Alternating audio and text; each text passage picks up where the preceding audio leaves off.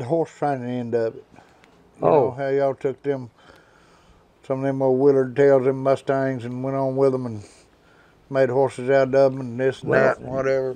First thing you got to do is learn how to ride him. If you can't ride him, you can't do nothing with him. I know, but many people, they got to grab a hold of the saddle horn, and that's the best way in the world to get your ass rode. That's right. If put a bucking strap on, and a lot of them can ride that way. But if they'll just get a hold of that head, and either get a hold of the skirt, or if you got a rolled cantle, get a hold of the cantle. You can blow both stirrups and ride him. Yeah.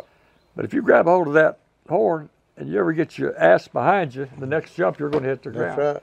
If you reach back behind you, he might beat you half to death, but you're going to ride him. That's right. And you're going to ride him till he quits bucking too. That's right. And you'll stick with him. That's right. You got to learn how. You got to learn that. That's hard to learn. But once you learn how, well, shoot, I took the rough string on that Beck and Baggett outfit.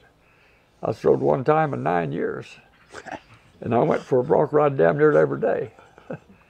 Or I'd say probably at least 4 or 5 days a week I'd go for a bronc ride. Well, you need to get in there out of this heat. And I loved it back then. You know, I loved it. And then the last time I got on a horse, went out here to rope a little old yearling bull, got on one of Fish's horses over here, and with Dorn Lindsay had a little old yearling bull get out and went over there to. And this little horse, I'd got him in the wire, and he was kind of wire crazy, and I belted that bull and popped her down on him, and it just kind of hung over one ear, over his head, one ear, and I trying to get it. Fishing, no. And it fell off, and it come back through the grass when I was pulling it up, and he had been in the wire, see, that morning. Seen that rope and he seen that rope coming through that damn heap. Yep, bailed out. I fell off of him right there. And I had sandburrs plastered all over me. And I fell off of him right there. See, I should have been able to ride him. I was still 65, 67, long in there. I should have been able to stuck with him. But I didn't. I hit the ground. And you know, I should have felt that coming, but I didn't. 10 years earlier. Oh yeah. Wouldn't be no problem. I went over here at Pampa. I got to tell you this, if it's all right. Oh yeah, we did. I don't want you to get too. I had a girlfriend. I went over at Pampa, and she had a daughter. Her son's girlfriend was working at a place this side of Pampa where they stabled horses. Yeah. And they had an arena and everything, and it's right on the edge of town, this side of Pampa, between the highways. And they had a black 4-year-old stud in there. And she had a saddle on him and was working him, and she had a guy in a round pen with her trying to mug him, you know, so she could get on. And we went by visiting, and I was, I think, 66 years old. I was pretty young then. And they farted with him, and she'd try to get on him, and, you know, he'd try to pull away from him, and that guy mugging him. And he was pretty gentle. But he was, you know, scared about that. Yeah. So I finally asked her, I said, honey, you mind if I help you a little bit there? Show you kind of how to get on him, you know. Well, I wish you would. She says, we've been trying, this is the 4th day we've been trying to get on him. Oh, Lord, that isn't rough. And I said, well, that ain't going to work. So no. They had a little old rein tied from over his neck.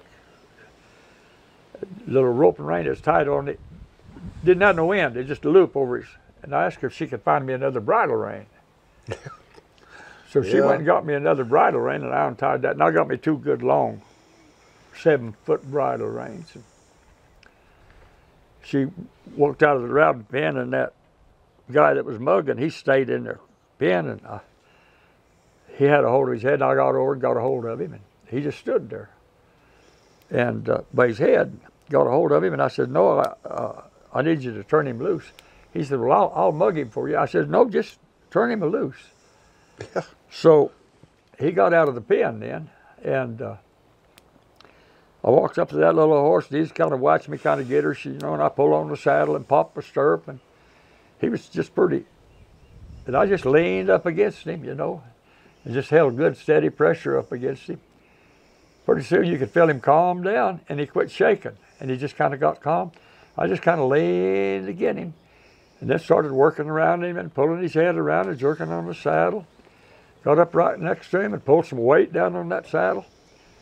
And he'd get a little jitty, and I just kind of lean against him, and he'd get just as calm. Mm-hmm. Directly, I got my foot in my stirrup, and I pulled up. You know, this other foot about that far, stood on the side of the saddle. I had him, kept his head. Worked around a little bit, works around a little bit, stepped back down on the ground, works around a little bit, got both feet up even, works around a little bit, but I kept his head. Yeah. And I kept petting him and talking to him and kept him just as calm. He was just, I swung over the saddle, just as calm as can be. And I sat there for a good little bit with that head pulled around, Yeah. rubbing him all over on both sides. That's right. And directly out. He's a 4-year-old, and he was stout. God almighty, that horse had more in wind. Directly I got his head pulled around a little bit, straight, you know, and wiggled in the saddle, and everything was all right. He kind of cocked both ears a little bit. I didn't try to untrack him. I just sat in the saddle. Directly I pulled his head around this way, kind of wiggled, and you kind of watched him with that ear cocked pretty good. Directly I leaned out just like that. God almighty, just like a shotgun. He went off like a bullet. He went around that round pen, I don't know, about 50 times, I guess. I don't know how many times. Half the time of pitching, half the time of running. And I sat there, and I sat there, and I sat there, and I lost my hat. He run over it 3 or 4 times, I tromping on it. And, oh, God, I sat there, and I sat there hanging on the skirts, the skirt one hand and his head in the other. Yeah. I sat there, and I was out of air.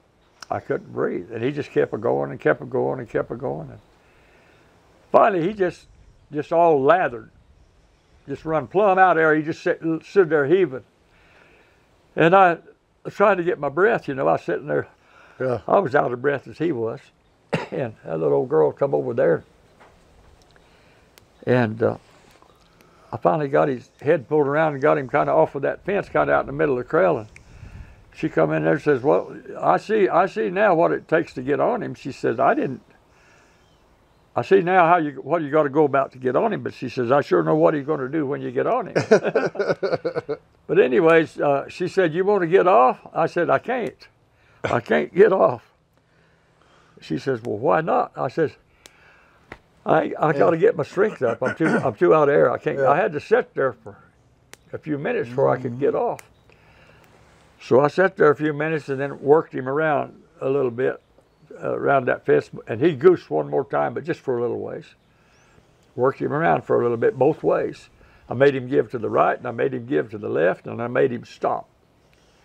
And I made him untrack.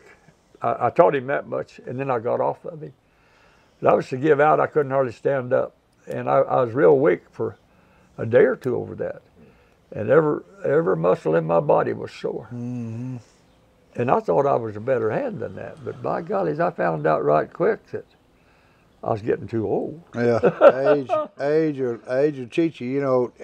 And anyways, I enjoyed the visit, and I should have given you guys more time to talk. Oh, no, we come to talk to you. We come to listen to you talk. That's what we come for, Henry.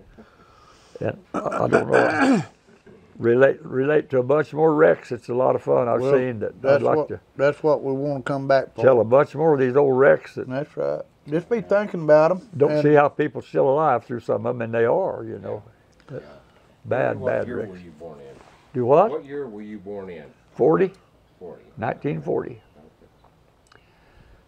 Yeah, when I was just a little kid, I remember seeing all these big coveys of airplanes going over, these bombers, where they had all these base in Lahana, and one in Lahana, and one in Dalhart, Yeah. one in Amarillo. And they had these squadrons, and then them little airplanes that come up through that old canyons there where I lived. They were shooting machine guns at them cap rocks, practicing Wow. for the war. Yeah. Right.